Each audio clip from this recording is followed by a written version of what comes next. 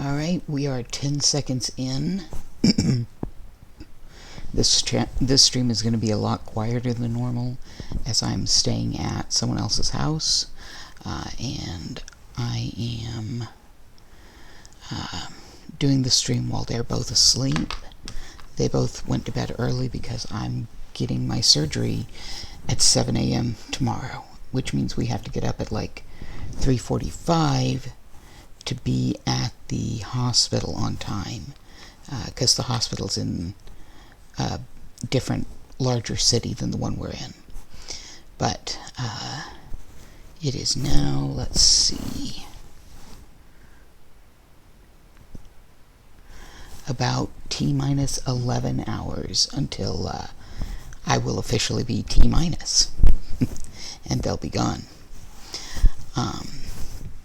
Things have been great. I got my COVID test, and that was negative. I flew out here, and it was really fun being in the airplane. I've never been in an airplane before, or not in my memory. I flew when I was like 4 years old to fly back from the Philippines to the U.S., but I don't remember it at all. And actually, I'm going to take my headphones off so I can have a good idea of how loud I'm being, because I don't want to wake them up. But yeah, I got to see the Denver airport. Didn't get to see Lucifer, which I was really wanting to, but that's okay. It's just I didn't get to see him because I would have had to leave the actual airport, and I didn't want to deal with the TSA again. As it was, I had to be patted down because apparently my metal button on my jeans was enough to trigger a pat down. Go figure. But whatever. I really don't mind. I got to go to one of the big zoos. I got to see the ocean. So lots of really cool stuff. We went and visited a mutual friend of ours' house, and another friend came to spend. I got really, really lost in a really big city all alone yesterday. But it took me about 3.5 hours, but I found my way back where I should be. So it all worked out, and everything's going great. I finally got the bill, which was the big thing I've been worried about, and I've got enough saved up that I'll be able to have my surgery. It's gonna dip into our bill money just a bit, but not enough that we won't be able to recover. So yeah, it's really happening. Tomorrow morning, something I've been waiting for like 27 years.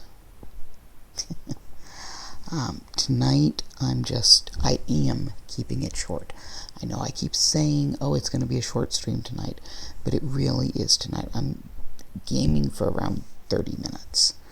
I'm working on, I promise this is not a penis. I promise. This is a leg for a memorial plushie that I am making for a friend who had to put down his retired racing greyhound just before I came out here, and he's pretty torn up about it. So I've already finished one of them. I swear it's not a dick, I promise. But these are the front legs, and then I'll be able to do the back legs next. But I am just now reaching the point where it turns into an elbow. So that's what I'm going to be working on tonight, is doing that turn that makes it an elbow. So I am going to move the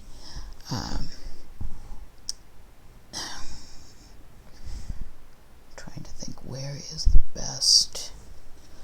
Let me move some stuff real quick. I was going to have the laptop sitting right in front of me on the bed, but then I got to realizing that the light makes it really, really hard to actually see me when I'm setting it there. Okay, there we go. that's a bit better. So, I just turned myself around from where dadgummit.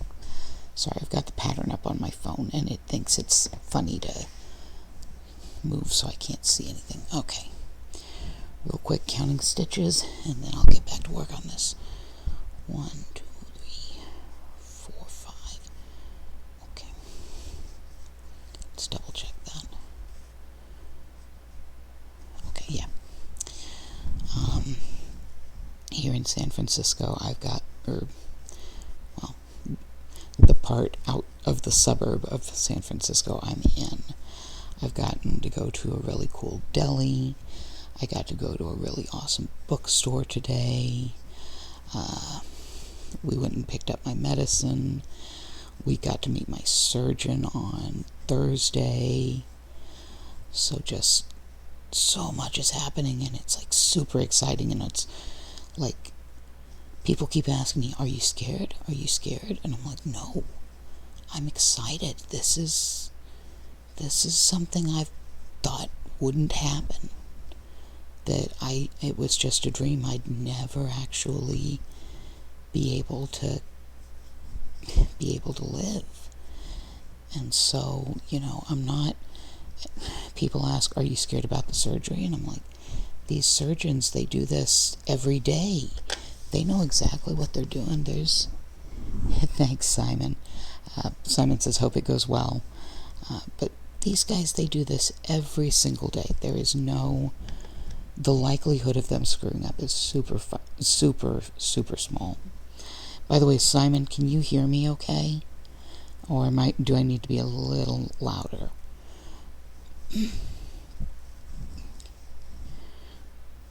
But yeah, I'm not scared about the surgery. It's going to be for a really good friend of mine that I've been friends with for years, and he has had retired racing greyhounds. They run the greyhounds on the track until they stop winning, and then they retire them, and these dogs have never been on a wood floor. They've never been on a carpet. They've never walked downstairs because they're kept in their kennels when they're not racing. And things are getting better in that industry. But the dogs that have been in it for so long, they need somebody who really knows how to care for them, who knows how to teach them, this is how you walk up and down stairs. This is what carpet is, and who knows how to take care of their very special health needs. Like the racing greyhounds have ridiculously thin skin. It's why so often you'll see them wearing those basket muzzles that cover their full muzzle. And it's not because they're prone to biting each other or they're aggressive or anything like that. What it is their fangs, if they just nip at each other just playing, their skin is so thin that the fangs will tear it, and they will end up with cuts that can easily get infected, because any time an animal bites, it can get infected, even if you clean it really well. Cats are actually worse about it than dogs. But so he's had racing greyhounds for years. Like, he'll get one when he knows that the most recent one is about to pass, of old age. But he had this particular one for a lot longer than normal, because the particular dog actually got injured while he was less than a year old. Yes. When a dog gets bitten, for one, you have to put them in the cone of shame, or they will lick at it and they'll make it worse. Because saliva is not a very clean thing. But yeah, the friend in question, the dog that just passed away, they'd had that dog for like 9 years, which that's a really long time for a retired racing greyhound. And in this case, they'd had him so long because he was injured in one of his first or second races he ever did when he was brand new to the sport. And they had to retire him really early. Actually, they had, my friend had been preparing to adopt a different dog that happens to be the brother. Yes, he was a very good boy. His name was Monster. And so it's very fitting that the pattern I'm using is for a much smaller, you're supposed to make it out of sock weight yarn, which is super thin. It's pretty close to what you use for your weaving projects. And because I'm making it in worsted, instead of being a 20 centimeter tall project, it's going to be very, very big. So it's very much a fitting tribute to Monster. And I've been making memorial plushies for friends who have had animals pass away for a while. The first one I made was for a friend who had a rabbit that they used as their emotional support animal. And when that rabbit passed away at like 10 or 12 years old, which is a long time for a rabbit too, then my friend was very distraught, and I made a plush rabbit when we knew the time was coming. So it was already there for him to hold and have, and I showed him how he could remove a little bit of the stuffing and tuck some of the fur from his rabbit into it, so that he would always have that little piece of his pet. And then he got another emotional support rabbit, and that one, rabbits are a very delicate animal, and so it ended up getting a infection, and yeah, he caught it pretty quick, but sometimes with rabbits, no matter how quick you catch it, they don't survive. And so that particular rabbit passed away very early, and it was a really good rabbit. He was very personable, very friendly. Like, my friend could take him to the vet, and all of the vet staff would be cooing and, sorry, just changing how I'm sitting, but they'd all be cooing and cuddling with him, and he would take him to the grocery store, and the rabbit would just like jump right up into saying hello to people, which is really not a common thing for a lot of rabbits, depending on the breed. My sister had a pet one, and I had pet ones at one point in my life, but when my sister had one, it was a Flemish Giant, which is a very large breed that has a very dog-like personality, is how they're generally described. And the ones I had were what are called Dutch rabbits. They're very they're the traditional black and white rabbit that has that you see a lot on cartoons and stuff. The white belly, and then the darker rear, and a white stripe between the head and the rear. They're that kind. I just had to pull out the stitches I'd done, the couple of rows I'd done, because I messed up something on one. I'm fixing it now.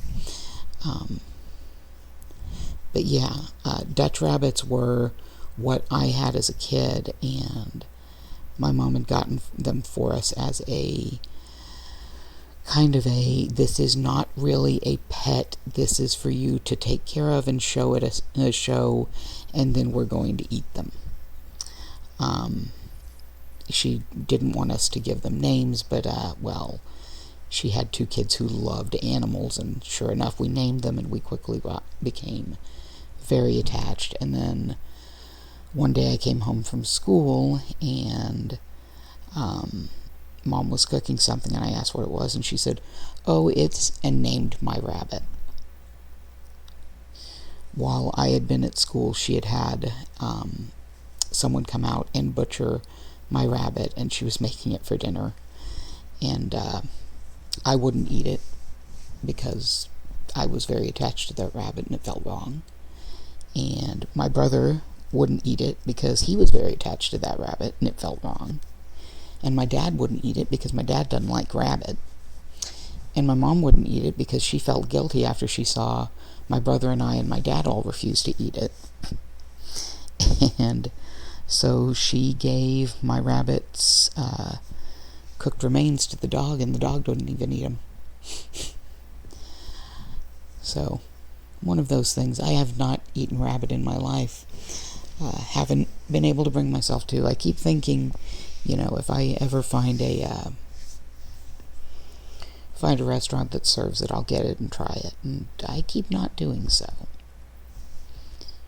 Meanwhile, I have no problem eating beef, despite having helped pull a calf out of a cow. Yeah. The other rabbit of the pair she actually gave to family friends so they could breed it. And they ended up leaving it in a cage that was that didn't have enough shade, and it died of heat. So, c'est la vie. But never had a problem eating the cows, never had a problem eating the pigs, never had a problem eating the chickens, just the rabbit. And I actually I was mad I never got to eat the geese. My mom had gotten geese when I was around 6 or 7, and the goal was to have Christmas goose that year. And my first introduction to them when my mom let them out of their crate was I was sitting down on a log, and they immediately came over and started pecking me and attacking me, beating me with their wings and pecking me. And so I wanted to eat those geese, but sadly a fox discovered our pond and went, "Oh, wow, I just found a buffet." So we never got to eat. Yeah. The problem is the places I know where we could hunt geese.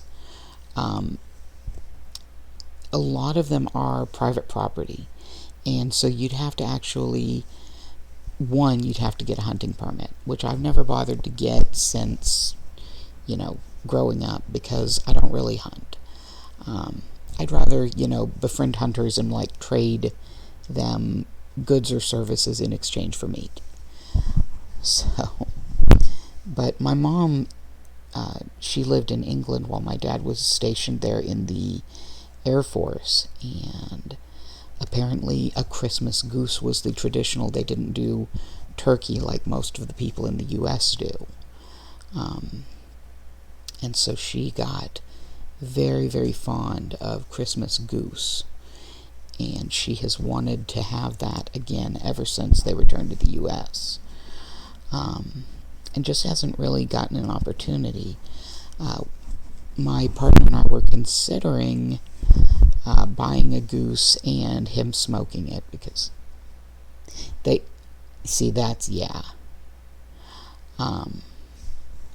we are not in that particular demographic. We are not lands claim beneficiaries or anything like that. My partner is Czechoslovakian stock, and I am very German stock, very colonial, shall we say.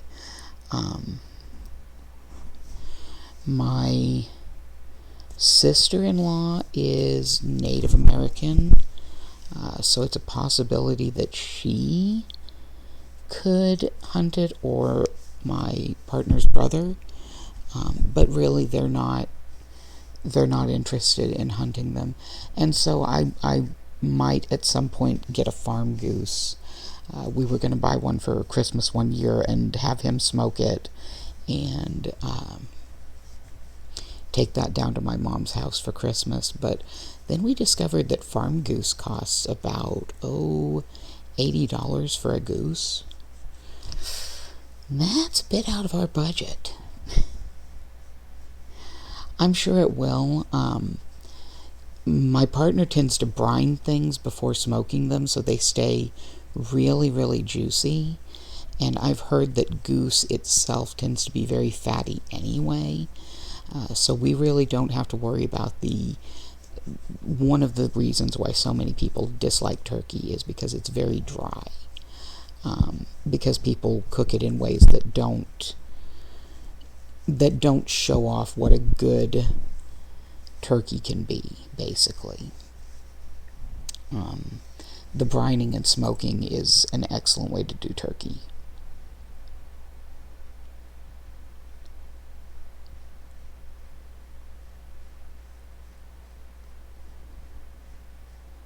Okay. Sorry, I was double checking that I'm on the right round.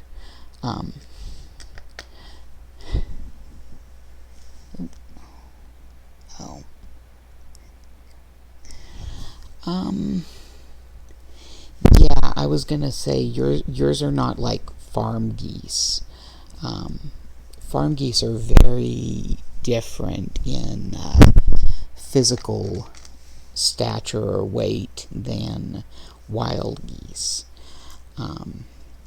because they're basically fed a corn diet. They eat just corn, and so they develop a very fatty build to them. It's, how you get foie gras, which, there's definitely controversy about the how abusive it is to make foie gras. But it's basically you take a goose and you just force feed it so much liver, or so much corn, that it just gets massively fat, and its liver gets huge and fatty, and that's how you end up with foie gras. So, it's they're corn-fed geese. They're not the wild geese. I have had wild duck, and I've had farm-raised duck, and I like both of them a lot. But I have a tendency towards liking really what they call gamey meats here. They have a very strong flavor. So it's, I'm sure that I would really like wild-caught goose, but again, it depends on if I find a hunter that I can do barter with to get the goose, or even part of a goose. Because I just don't really have the inclination to hunt myself. Yeah, I'd imagine they are.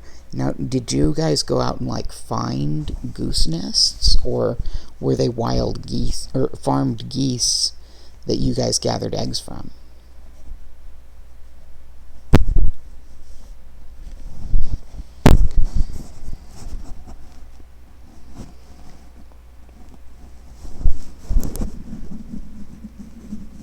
I don't know much about what agriculture, wild geese, and you hunt them and pick up the eggs. Okay. I don't know much agriculture I know I'm going to mispronounce this, so forgive me, but Nunavut, I think is how you guys would say it. I don't know much about farming anywhere outside of the continental U.S. Let's put it that way.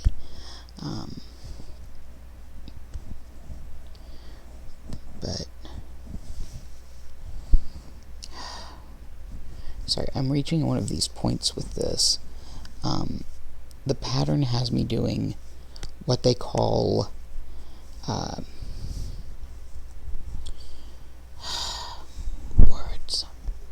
words fail me. I love when my brain forgets them. Nunavut.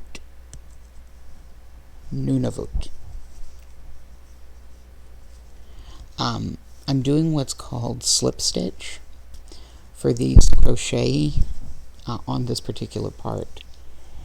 And slip stitch means, okay, when you normally crochet, you take the hook, put it under the previous loop, pull through a loop, and then you pull your yarn over it and pull through both those loops.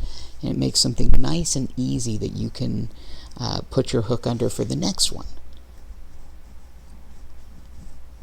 With slip stitch, what you're doing is you're putting the hook under that initial loop, and then you're grabbing the other yarn and pulling it through and pulling it back through the other side. So you're not actually forming you're not forming something that's tall enough to easily get your hook under. And so this particular thing, it has 3 rows where I have to do slip stitch for a set number of stitches, because it makes the bend of the elbow by making that row, half of it, shorter than the other half. And so it makes it really hard for me to stitch into, because I make my stitches ridiculously tight. It's a lot of counting. Like this particular round, what I have to do is 7 slip stitches and then 8 normal stitches. And then I repeat by doing the next round the exact same way. And now you can see how this end is shorter than this end over here? That makes our elbow. And where did there's the pattern. Okay. Gotta pull my pattern back up real quick.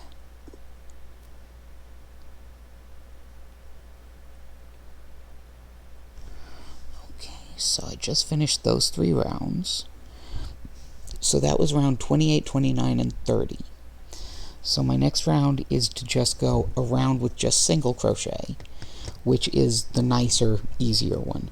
And that forms a base, after which I'm going to start increasing for the next round after that. Okay, so, and how I keep track is I make stitch markers. And it's just a little lobster clasp with something that's hanging from it. And what I do is the first stitch of any round, I hook that lobster clasp to. And that way I have this physical marker that says, hey, here's where you started this round. Go around from there. So that's what I do when I'm crocheting in the round, at least. Knitters do it too, especially when they're working with like a pattern that's lace or something similar, because they will have a stitch marker that marks every single time they have to repeat the pattern. So say they've got a pattern that's 200 stitches long, okay, for the first starting row, and every 25 they start repeating the initial pattern that they started with. So 25 and then 25 again, 8 times across, and that will give them, once they're finished, their pattern.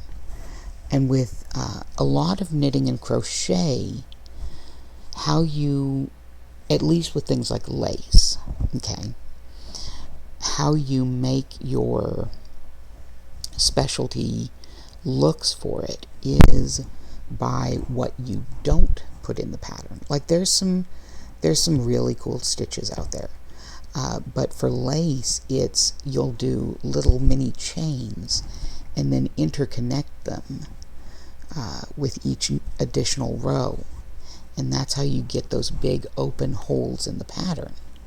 For plushies, which is what I mostly make, you don't do that. You build your shapes through either increasing or decreasing the number of stitches, or using shorter, like the slip stitch, or taller stitches. Like there's a portion of this where I will be doing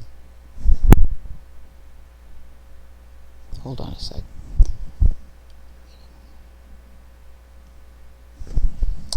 I'm gonna have to go back and undo those 3 rows all over again. Thankfully, because of the stitch marker, I can actually just put my thumb on the row I'm pulling out. Yeah, I just checked and saw that. No, you're fine. It's that I didn't actually pay attention to my pattern like I should have, which happens a lot with me. I will think, oh, I've got it, I don't need to look, and then I don't look and I regret it. Okay.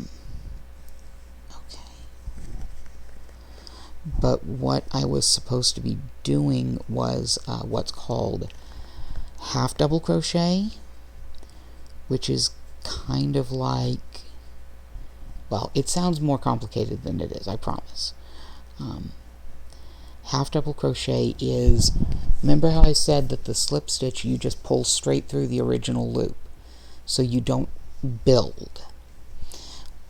A normal crochet loop, or normal stitch, the standard, what they call single crochet, is you pull one loop up and then you pull something through both loops.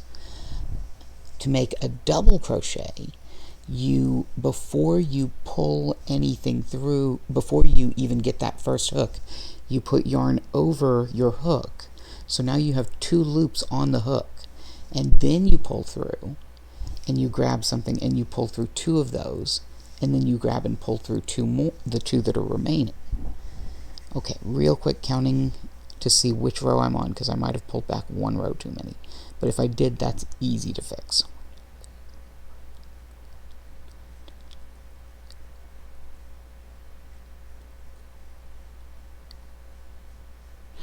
Okay. Which practice piece was it?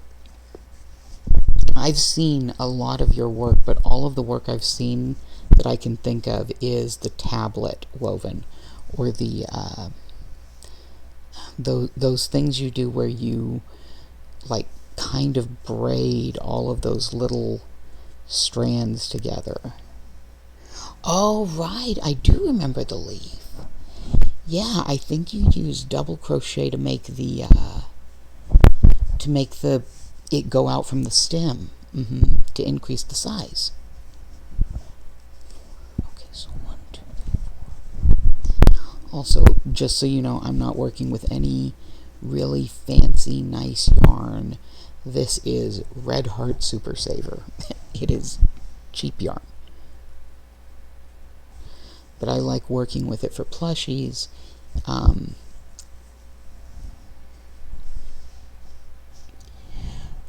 See, to me, they don't seem simple at all, but that's because I know what I'm doing with this. Okay, I'm going to show this real quick. So I'm going to show how to make the half double. So I've already got 1 loop on my hook. Okay, that's my previous stitch. Now, put the yarn over, so now I have 2 loops on that hook. Then, I'm going to, trying to find the right way to show you this. I'm going to put it under and grab the yarn and pull through 3 loops. Now, yarn over and pull that yarn through all 3.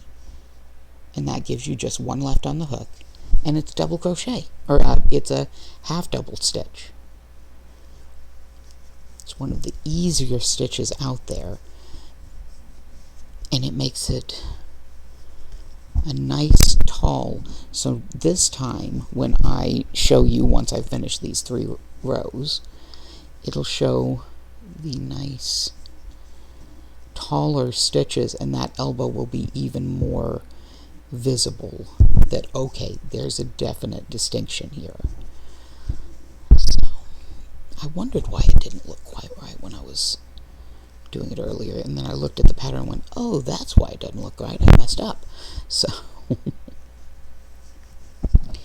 but yeah, the weaving thing that you're doing, I don't view that as less complex than what I'm doing. It's all, you have to understand how to work with the thread or yarn or whatever, and it takes skill regardless. We are all skilled in our own ways,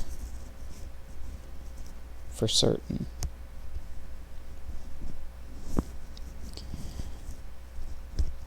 I know that I see a lot of the stuff that the people in the server we know each other from online, I see a lot of the stuff they make and I go, that is amazing. I couldn't do that.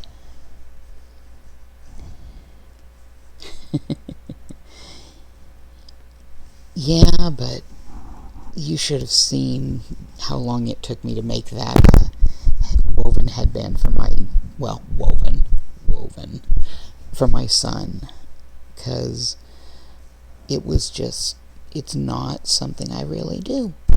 I've got the stuff to make friendship bracelets, and I've got a little guide thing that I saw you post a picture of something very similar at one point with it's like a circle with little notches in it that you use to keep track of the thread, I think. And yes, it is very easy to admire someone else's work because we're our own worst critics. We look at what we do and we go, oh, I messed up here and here and here. Meanwhile, the people that, they show us their art and we don't see where they messed up, but they're looking at their own art and going, why are they all saying this is so good? I made the mistake here, I made the mistake there. And then they look at what we do and they think, wow, that's amazing. Because they didn't see the mistakes. And we don't see their mistakes. And maybe we should all just realize everybody makes mistakes, and that doesn't make your work any less amazing when you do. But that's hard for us to learn as humans.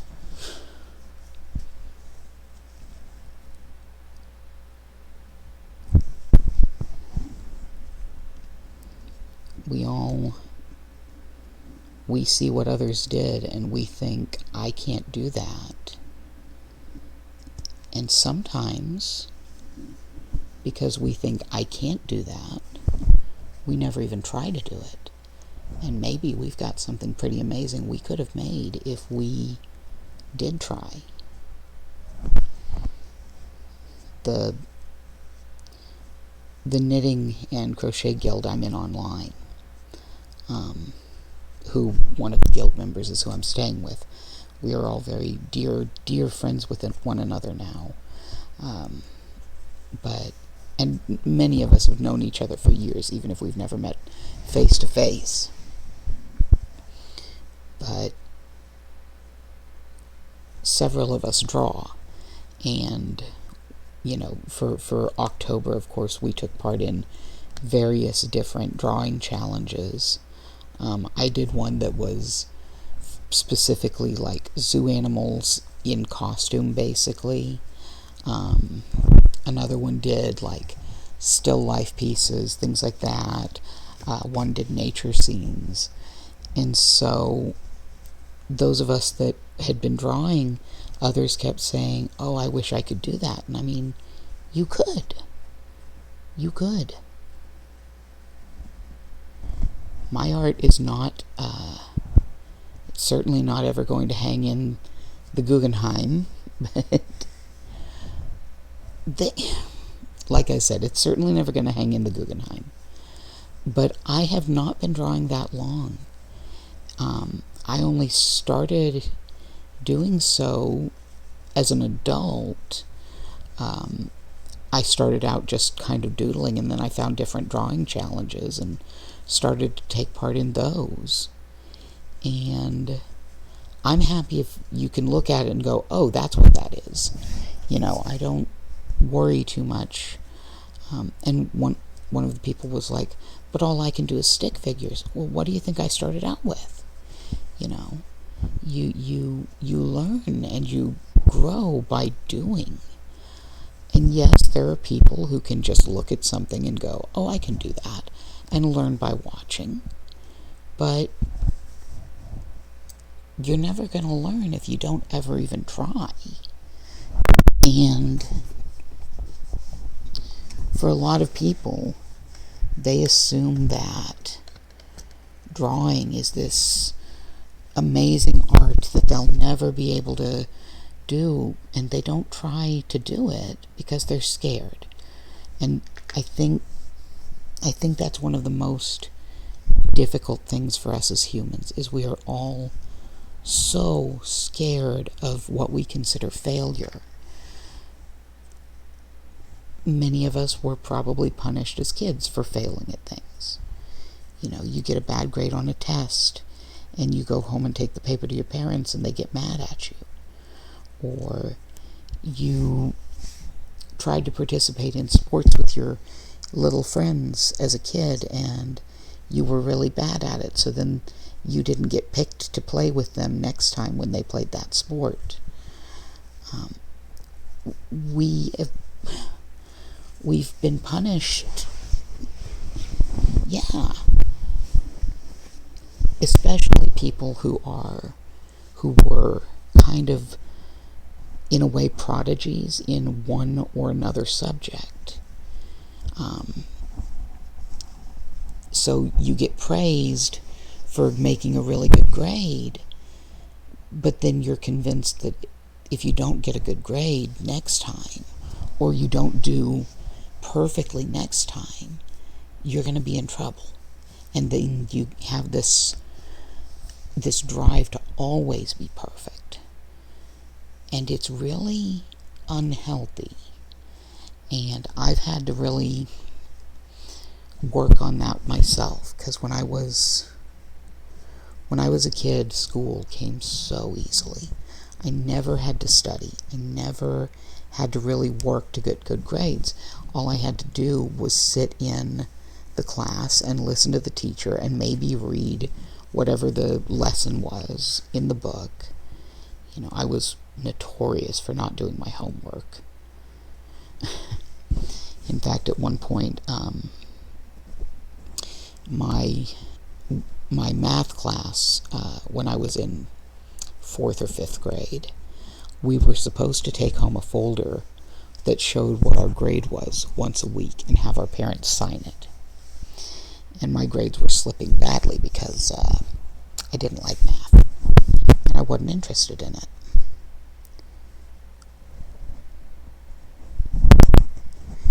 Yeah.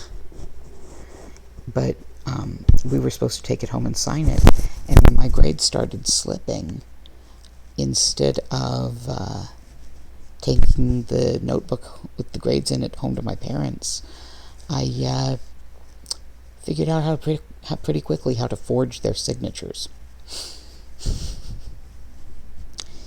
And, you know, I'd forge Mom's for a couple days, and then I'd forge Dad's.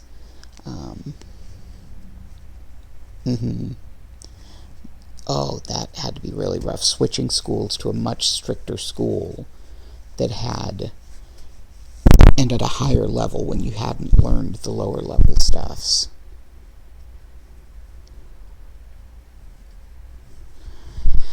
But yeah, I was forging their signatures, and apparently it was time for parent-teacher conference, and I didn't even think about it. I didn't go with my mom, but she went up, and my math teacher mentioned to her, yeah, that your child's really struggling with math, and obviously you've seen. And Mom goes, seen what? Well, the folder that you've been signing that shows what the grades are. What folder? At which point the teacher pulled it out, and Mom discovered that, oh, my child can forge my signature and my spouse's signature very well, and has been failing math. And has been forging our signature to keep us from finding out. I was very good at the forgery part. That was actually really easy. But yeah, Mom came home and went, honey, so about these signatures. Needless to say, I always had to bring it home and have her sign it, and it had to be her that signed it from then on. And my grades improved because I had to work for a bit to get caught back up. It's a funny thing about signatures.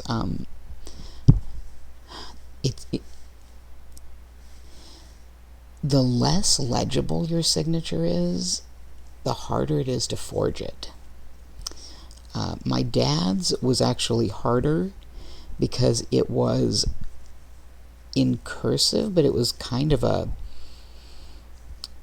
mutated, half of it was in non-cursive and half was in cursive. But my mom has beautiful flowing script, and I just so happen my cursive is almost exactly like hers when I'm writing, except for a few really odd quirks. I sent out a whole bunch of Christmas cards recently, and as I'm looking at my signature on the Christmas cards, I'm going, every time I write Mason, it looks like I'm writing moron, because I don't, when I'm doing an A, I just do the circle and go across from it instead of going down again like you're supposed to. And when I do the S, I start from the top and go in and out when I'm coming off of the A.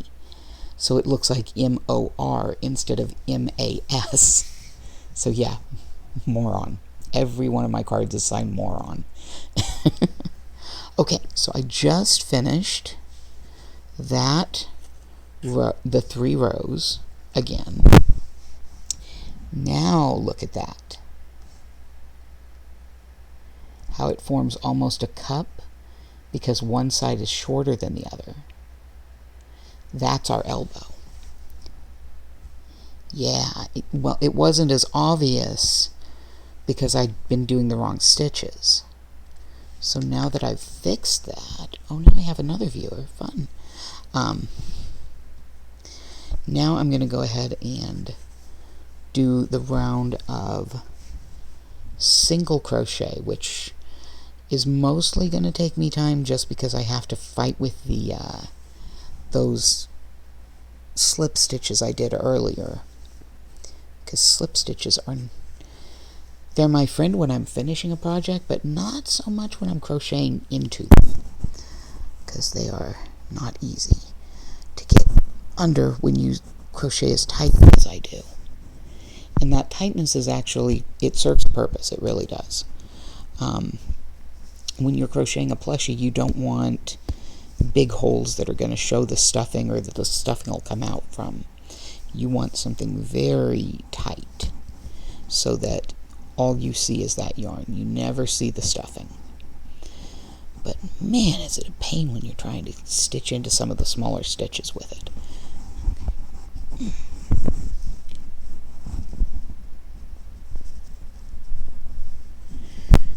Almost makes a lump when you're doing it because of how you're having to force these tiny little stitches to accept something underneath. But thankfully, I only have to do 7 of them, and then I can move into crocheting into the half doubles, which are nice and easy to crochet into. 1, 2, 3, 4, 5. Yep, 2 more. And once I finish with this round, it'll be, the elbow becomes a little bit more obvious because I'm moving upward from it. But, can you not? Well, no, I don't want you to knot. Please do not knot yarn. But, okay.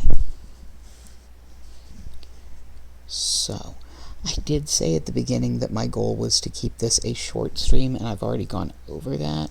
So probably what I'm going to do, this piece I know from here works up fairly quickly.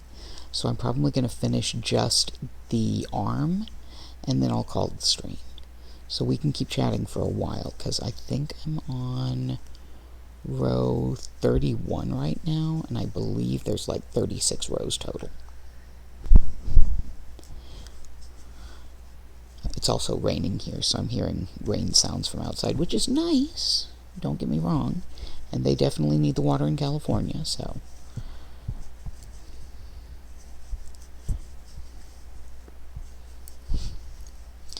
It was funny, as I was walking out the door to the airport. It is. Rain is a very cozy sound.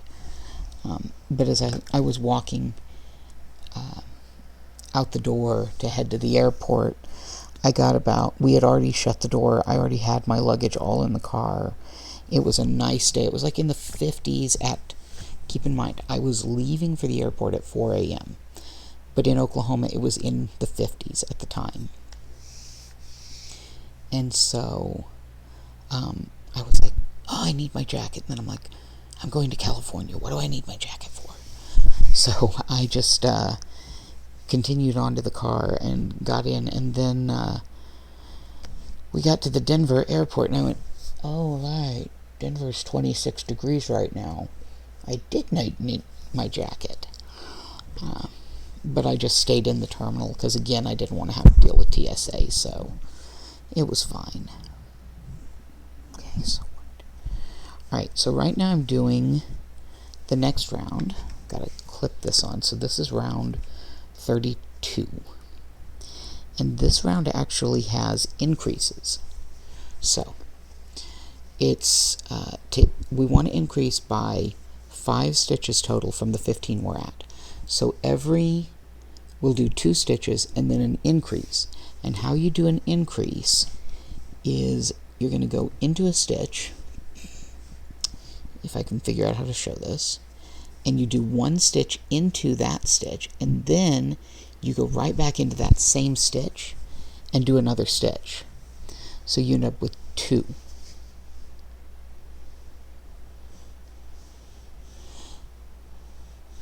Yeah, oh right, I forgot, you probably do Celsius, not Fahrenheit. Yeah, that's an increase, is doing 2 stitches into 1 stitch. And if you want to decrease, you actually do 1 stitch into 2 stitches. Thank you so much for the follow, RS News 6996. But yeah, if you want to decrease, you take 2 stitches and you put the hook through one, pull the yarn through, put the hook through the next one, pull the yarn through, and then do a stitch like that, so you get all of those stitches in one. Or, and this is a cute trick, you can actually go in underneath just the front of the V in the yarn when you're crocheting. If you go just under that front and then you loop back and go just under the front of the second stitch that's right next to it, pull the yarn through those 2 together, that's what's called an invisible decrease. Makes a much nicer surface when you're crocheting. There's a fiber artist I love who does that, and it's where I learned it, Planet June. She has instructions on her website. 5, 6, 7, 8. Okay. There's also things you can do to create particular patterns. I don't have it with me right now, but my market bag back at home, the project I was working on before I came out here, was just a market bag, and I'm doing different stitch patterns on it as I go. And I'm doing something with it right now that is called basket weave stitch. And what you do is you make certain that whatever you're doing is divisible by 4, because you're going to do front. You'll get to it. I'm sure you can get to it. But you're going to do something called front and back post. So you'll do 4 stitches, and it's all double crochet. So remember how I showed the half double? Double, you just pull through 2 of the loops, grab up, pull through 2 loops, and you end up with a very tall stitch. It's about twice the height of a single crochet. Treble, you loop yarn over twice, and you do that 3 times, and you end up with it's I want to say that treble is the tallest stitch I've ever seen in a pattern.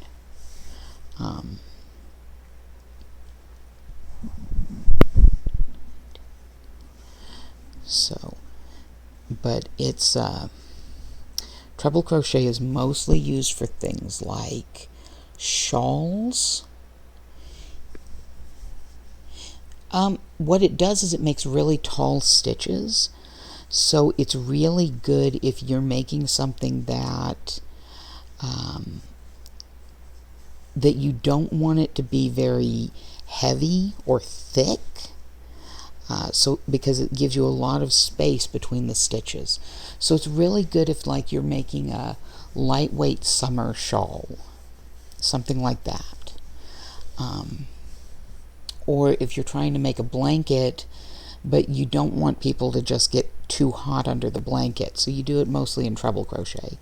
Most of the blankets I make, I primarily use double crochet, and I do what's called a shell stitch, where you do 5 double crochets into 1 stitch, but then you skip like 2 or 3 stitches after, so it fans out into a shell pattern. Some of the, I think I've done 3 blankets that use that in particular. There's also something you can do that basically, it makes, well, they call it a dragon scale pattern, and it makes a scale that kind of folds over. And if I had my Etsy shop active right now, I could pull up and show one of those, but right now it is in hiatus while I am getting through surgery, getting home, recovering, things like that, because I really don't want to try and crochet something for a commission while I am out of commission, shall we say. But once I've got it up and running again, I will share with you how that looks. Yeah, I'm gonna actually, I will be back to Oklahoma on November 30th. That's when I fly back. And I plan for my shop to be up and open on December 1st. The goal with it is I've already taken all the photography I need to for my shop, and the goal is to primarily just sell already made things. I'm going to be adding some new things to the store that I haven't had up on it before. I've got some unicorn plushies that I've made that are going to be going up on the store. But I'm still going to offer the custom things like the cuttlefish and squid and octopus plushies. But the big thing with them is I'm probably going to lengthen the lead time on how long it takes me. Right now, a custom plushie, I have it set that I've got 2 weeks to work on it, which means that if something goes wrong, if I have to, if I finish the plushie and discover, oh no, I don't have the right size safety eyes, I have time to order those and get those in, or hit a store and pick some up. So it gives me plenty of time. And one of the things I'm going to be trying out is a friend of mine has recently been crocheting plushies, but she's been crocheting them out of blanket yarn, the kind that I would use to make a blanket, which is this very thick, chunky yarn. And so she's ending up with like the Cuddlewish plushies that I make are about the right size to sit in the palm of your hand. But if I were to make it out of one of those yarns, I think I would probably end up with something that is like, you know, big enough to hold like on your arm, you know. So I'm going to be giving that a shot and seeing how that goes. If it turns out too difficult, then I definitely won't be putting it in the shop. But if it does turn out really well, I might end up adding jumbo plushies to my repertoire. So we'll just have to see how that goes. But that's an experiment for later. For right now, just focusing on this memorial plushie. I want to get it done and hopefully in the mail to my friend by Christmas. No. Sorry, I've got the pattern up on my phone, and my phone is convinced that if it has not been touched within X number of minutes, it should. Oh yeah, if you're using bigger thread, then absolutely, it's going to make something that's a larger plushie. Like I said, this is meant to be made with sock yarn. It's supposed to be a very small, 20 centimeters is roughly just a bit under 10 inches, a little bit under that. Well, I'm pretty sure this is going to be over a foot tall once it's done, because it is going to be bigger. And there are specialty hooks that are bigger too. So, okay. Just finished round 33. So, about to start round 34. 1, 2, 5 more rounds. Okay. And something that's going on right now is in these rounds I'm increasing, but I'm not increasing by, like, if you start with 6 stitches, then your first increase for most plushies is going to go from 6 stitches to 12. So you're just going to increase every single stitch. So you'll end up, with that. But if you continue to increase that same way, it doesn't form a nice sphere or anything like that. What it does is it starts turning wavy. Because if you continue to just double every time, it forms, like, I made a pot holder for my roommate when I was first getting started, where I did that, and I ended up, it was so wavy that there was no way it could be used for standard pot holder. So I crocheted another flat piece and then sewed it onto it, and it became a double layered pot holder where one of the layers looked like a very wavy flower. So what you generally do after that first initial increase by doubling the number of stitches is, say you went from 6 to 12, your next step is you're going to go from 12 to 18. So what you'll do is you'll increase 1 stitch, so 2 stitches in it, and then the next one you just do 1 stitch. So 1, 2, 3, 4, 5, 6. And you do that all the way around. Now you've gone from 6 to 12 to 18. Your next row, you're going to take it from 18 to 24. So 1 stitch, 1 stitch, 2 stitches. 1 stitch, 1 stitch, 2 stitches.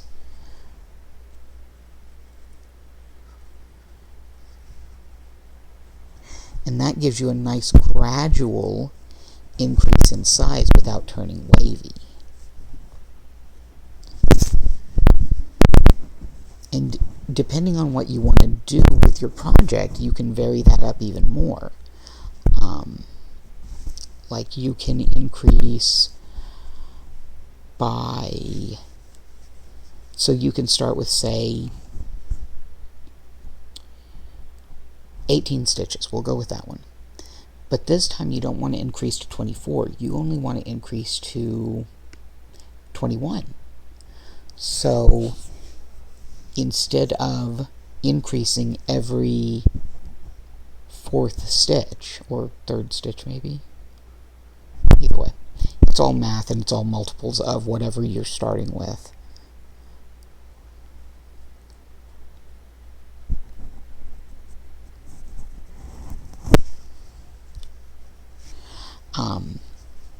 But most plushies, I'll phrase it that way, as most plushies, you're going to start any piece that needs to be a leg or a body with a multiple of 6 stitches. So you'll start with 6 stitches, then 12, then 18, 24, and just continue on from there.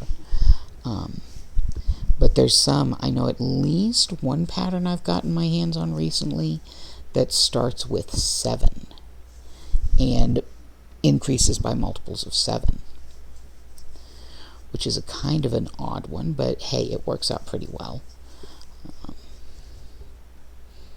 I think I shared pictures of at least one of the pumpkins that I made on stream.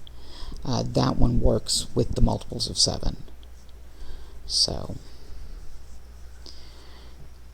and the reason why I tend to alternate on where I actually do my increase, so like I increase to get from 12 to 18, I'll do 2, I'll do 1, 2, then 1, 1, 2, 1, and then when I move from 18 to 24, I'll go 1, 2, 3, 4, so that it alternates on it, because that gives me a smoother edge. If you always increase at the same point, you're going to end up with kind of a hexagon around your outside, which, you know, could be what you're going for.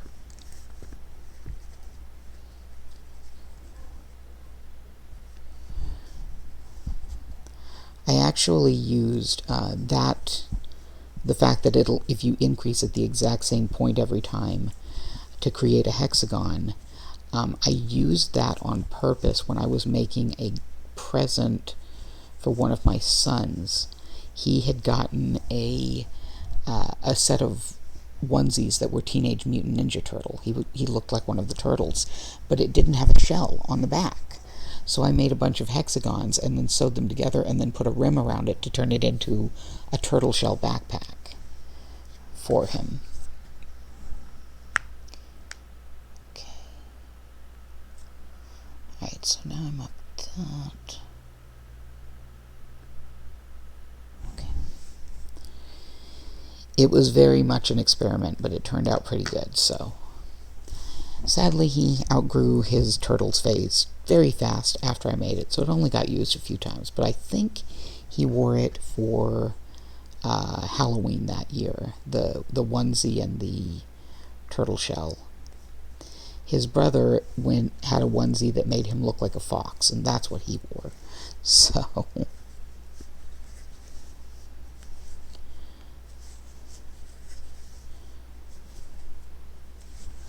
okay, so this is the last round on this that is going to, hold on, I have to count real quick. 1, 2, 3, 4. But didn't I?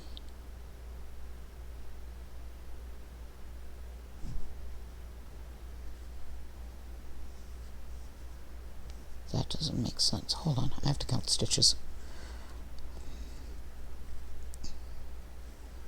1, 2, 3, 4, 5, 6, 7, 8, 9, 10, 12,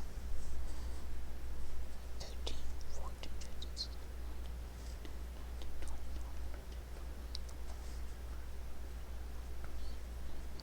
20. Okay, I've got the right number of stitches, but the pattern's wrong. Because the pattern thinks that if I do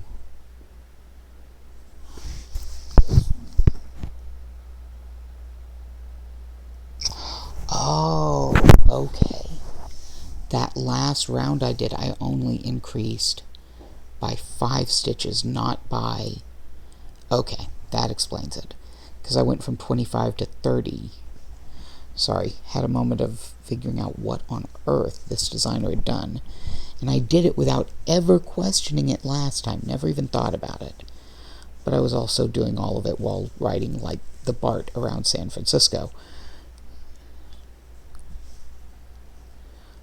So I never even thought about it at the time, because I was like, oh God, I have to be paying attention to whether or not I'm getting off at the right stop so that I don't get lost. And then I managed to do that on my own anyway. That was fun. It turned out okay. I got back. Just did a bit of sightseeing that I had not intended to do. So, okay. So what's going to happen from here is once I finish this round, I'm going to have a couple rounds that I need to do.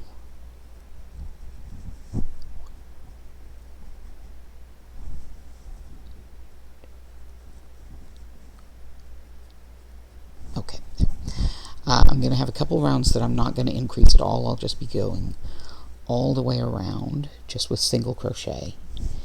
And, you know, I could probably angle this so you can actually see what I'm doing. But I'm just going to be going around and around and around in circles briefly. And once I've completed those circles,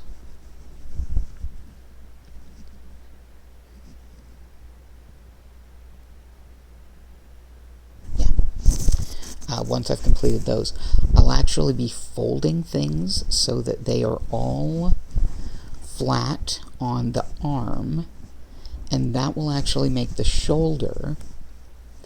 And the shoulder one, I will then crochet along the top of the shoulder to kind of close it, but I'm not going to close it fully. I'm going to leave part of it open, because if you notice, this is very flat, hasn't been stuffed yet. So I want to leave these legs open until I get a chance to stuff them.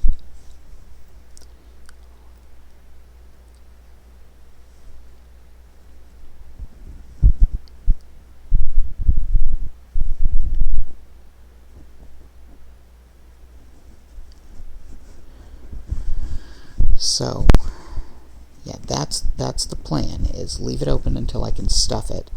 But I don't need much space for stuffing because of how I tend to work into things. So, as long as I leave like 12 stitches, I can get a finger or two in there and get things stuffed. Hold on, having to backtrack a minute.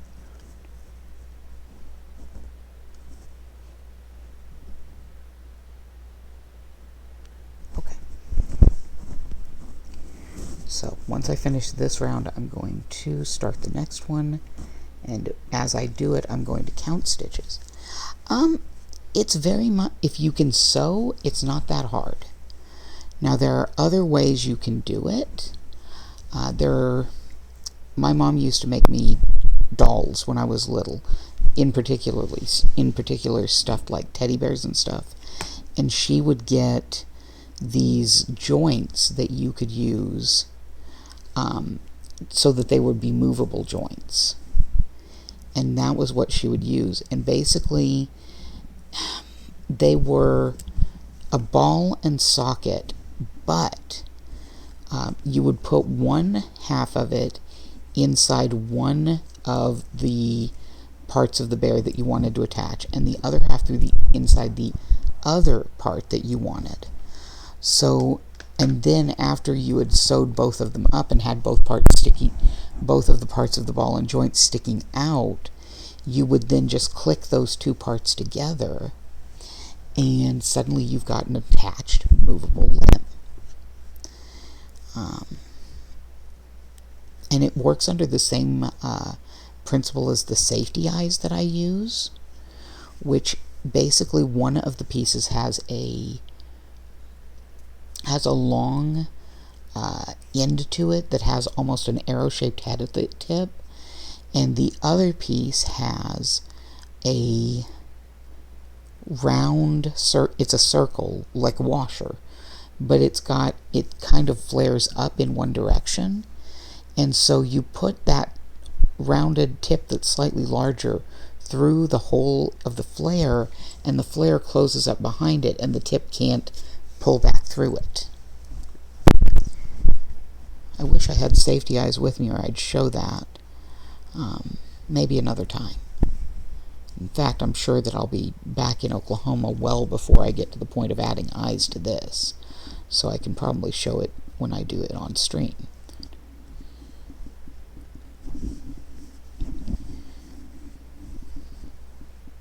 Yeah, they're really cool. And you can get safety eyes, safety noses, all sorts of cool things. There's a particular seller I use on online to buy most of mine. Hold on, I'm going to not be talking for just a minute here.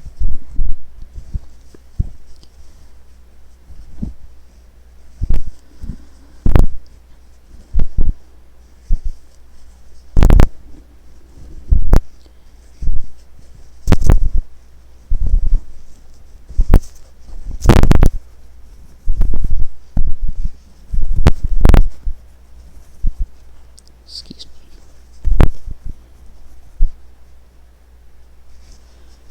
17, 18, 19, 20, 21. I'm making certain I have the right number of stitches on this round. 22, 23. We've now gotten to the point where it's unwieldy though. 24, so I keep having to adjust things. 25, 26, 27,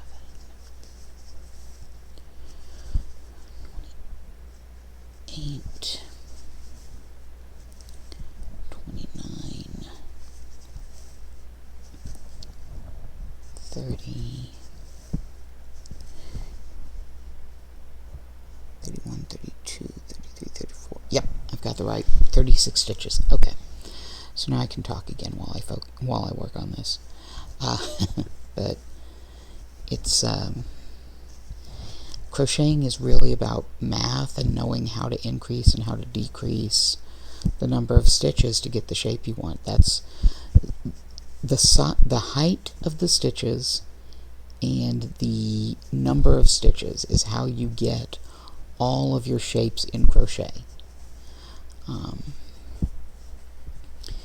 So if you do taller stitches, then you're going to have a taller item. If you do smaller stitches on one end of that item and taller on the other end, you get something like the elbow that we've got with this.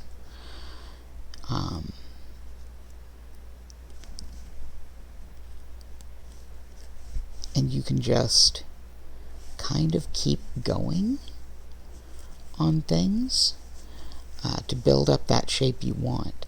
And the fun thing about crochet is it's really easy to undo mistakes depending on the yarn you're working with. Let me phrase it that way. If you're working with alpaca or with Angora fur, which is rabbit fur, ripping out stitches is awful, terrible, but it's so soft. You want to save that fur for like small details, like if you're making somebody a pair of gloves, you'll use the Angora fur along the wrist cuff so that they have a nice soft wrist on that glove. When I made the first memorial plushie for my friend whose rabbit had passed, I mixed Angora yarn with the ear when I made it, so it was a very velvety soft ear. If you're working with wool and it is it's a wool that has not been treated to make it non-felting. Is that the right word? Non-felting? I don't think it is. Oh, machine washable, that's the word. If it hasn't been treated so that it's what they call super wash wool, which means it can go in the washing machine, then it can be a little tricky to rip things out, because how felting works is the fibers, they grab onto each other. They're kind of, the wool on a sheep kind of is almost scale shaped, and so it'll grab itself and hold on. And how, if you ever see those things like needle felted toys and stuff, how they do that is they use a needle to force the wool to grip onto itself until it becomes a tight, it's almost matted, but it's matted very artfully so it does exactly what you want it to. Needle felting is not a skill I've picked up yet, and I don't know that I'm going to. I've got plenty of arts and crafts skills right now. I don't need to add more, says he who is now taking up calligraphy along with everything else. But superwash wool has been treated so that it has, the fibers can't really grab. They add I think it's a chemical that coats those fibers so they can't grab. The reason why people like to work with wool that is not superwash is it actually, the more you wash it and the more you use it, the warmer it gets, especially for clothing. However, it also gets smaller if you don't treat it right, because it'll felt so much that, yes, it's very warm, but it's not going to fit you anymore. Which, I mean, you know, if you're making a hat, well, if it felts, you can just give it to your kid, you know, if your kid's willing to wear wool, which some kids get very complainy about wool because it can be itchy if you don't, you know what to do with it. Now, I know that a few years ago, a person that I knew from the local knitting store, well, yarn store, she had gone on a cruise up to around Nunavut and that area, and she came home with something that was called quivet, I think she called it. And so I'm curious if you've ever come across quivet and know what that is. I don't know if maybe it's reindeer fur or something similar. I'm not sure. I do know she also came home with some yak fur, but I don't know that they have yak in your part of the world. I think that would have had to have been imported.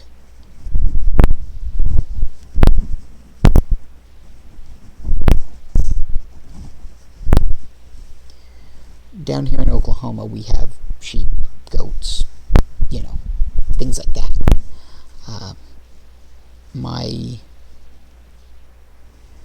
I have a cousin who she raised rabbits both from meat and yarn. So she had some Angora rabbits.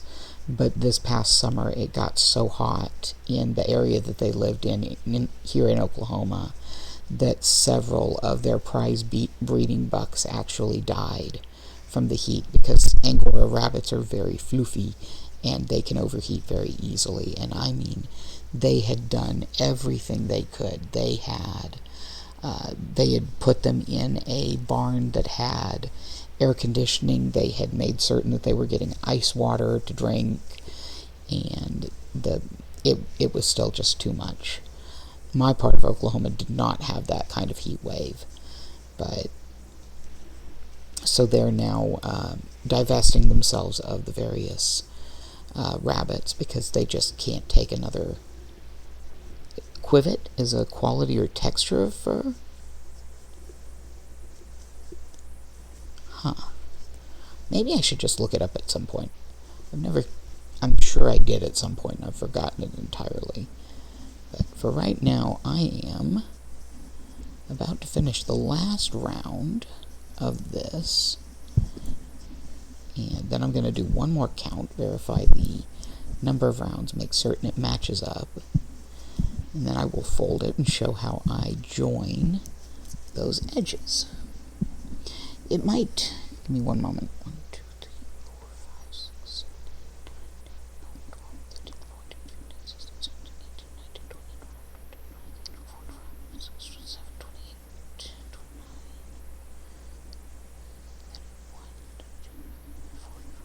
31. Yep, 38. Hold on, let me just double check. Never hurts to hit the Google.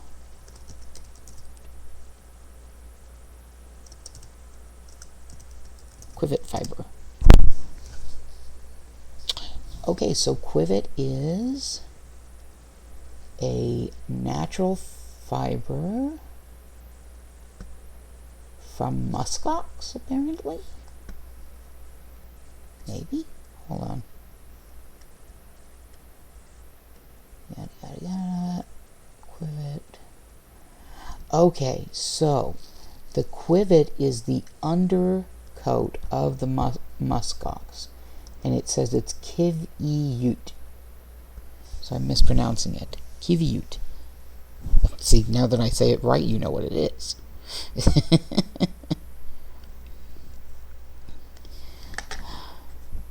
The joys of being from Oklahoma. We don't know how to say anything. Okay. Same thing with standard wool. So here, what I'm doing now is I'm going to slip stitch to a certain point, and then I'll show you how I'm going to close this partially. So, and the reason I'm using slip stitches at this point is I don't want to increase the height of the shoulder. So we want, there's our elbow, we want it nice and flat. I've got 3 more, and then I'll start sewing, seaming together.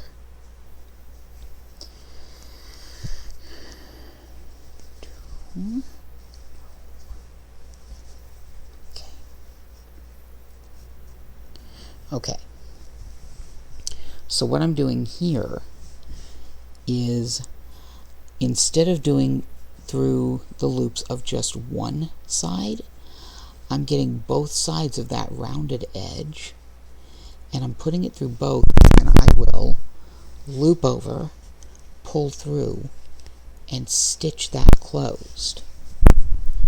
And by doing that, I am basically taking this and I'm sealing it, and it'll be one solid piece, which in this case I'm not going to seal it completely because I don't want to not be able to stuff. But if I do it about halfway down, then it'll be fine. And I do this for, I don't normally do this with plushie, but I use this as a way to do things like closing up a, I made a purse once for my roommate at the time, and I closed all the seams by doing this, so it would be a very solid purse. The reason I don't normally do this with plushies is because you want that in a lot of plushies. You want that rounded look to it, because most plushies are for kids and they tend to feel more comfortable with rounded off shapes and edges.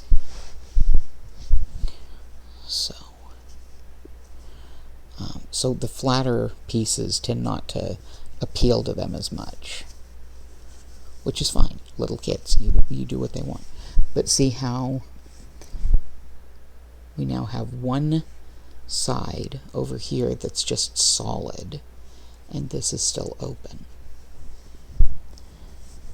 And that's what I tend to do, or what this pattern calls for me to do. And I'm probably going to go, I want to make certain that I have enough. Yeah, okay, that leaves me enough room to stuff. So one more stitch here. Now, I'm not going to just leave it like this. But what I've got to do is I've got to cut my yarn with my handy dandy scissors. Where did I put my handy dandy scissors? What you're not seeing is the massive backpack that is covered with all sorts of weird bits and bobs and buttons and pins, and I have been having to reevaluate. Oh, that was because I grabbed the wrong side, that's why. I've been having to reevaluate which pins I can keep on. A lot of the enameled pins have been losing their backs and therefore falling off and ending up me having to grab them real quick before they fall and get completely lost. So I'm having to reevaluate where certain pins can go so that they don't get jarred enough that they lose that backing and fall. Okay, so once I've stuffed it, I'm going to want to continue with that seam. So what I'm going to do is I'm going to give myself a really long yarn end. So that now what I can do is I'm going to pull this so it's a big loop so it won't lose it. And I'm going to wrap it around the edge of the plushie. Yeah, I could do a pin wall, or I know some people who've used like a piece of cork board, things like that. But I really like being able to take my pieces with me, take my pins with me. So now I've got that, and then I've wrapped that yarn tail around it. So when I'm ready to stuff it, I can stuff this part, which is the part that's supposed to be stuffed. And yes, it looks very much like something other than a dog leg. But thankfully the dog is not red like I initially thought it was. He's cream. But that way when I'm ready, I can stuff both of the lower legs. And you can see now they're both identical. And then when I've got the body belt, I can finish that seam on both of these and then attach them to the body with sewing. And there we go. Okay. Alright, it is... Yes. Crochet is very cool. I love making plushies with crochet. It's, for one, it's a very methodical. You repeat the same stitches over and over. It's a lot of counting. It's very meditative, so it's a very good thing to do if you're anxious or worried or just trying to distract yourself in some way. And that's why I do it. That and sewing are both things that I do very much as a let's calm down, you know. Okay, I'm going to go ahead and I'm going to end the stream for tonight. I do want to thank you for coming out, Simon. I do want to thank our News 6996 for having joined us as well. Yes, it is very good for, well, I can't really watch anything while I'm doing it because I will get distracted and stop watching. But listening to a podcast, listening to an audiobook, or, you know, since I'm here in San Francisco and have been riding around on the BART, sometimes those rides, like the BART from the airport to where I'm staying is around an hour of just sitting on the BART. So it was very good to be able to work on this while I was riding it. Or, you know, I worked on it sitting in the Denver airport as well. In fact, that's where I was when I started it. There we go. I've got, this is my, this little keep thing holds my yarn needles that I sew things closed with. and I can attach my stitch marker to it so that I don't lose it when I'm not using it immediately for a project. I also have a charm bracelet that is nothing but stitch markers, that I can keep multiple stitch markers on at a time, and therefore if I've got multiple projects I can just take one off of that and oh look, I've got something for it. Right, but I do want to thank everyone who came out tonight. I hope that you had a lot of fun, and I hope that you guys learned some things from me teaching about the various stitches. But you as well, Simon, and anyone else, just remember, I might not be here Thursday for my gaming stream. It's gonna depend very much on how I'm recovering from surgery. I should be fine to continue, but if I don't have my gaming stream, then I should be back next Sunday for another crafting stream. But take care of yourselves, take care of each other, and I'll see you next time.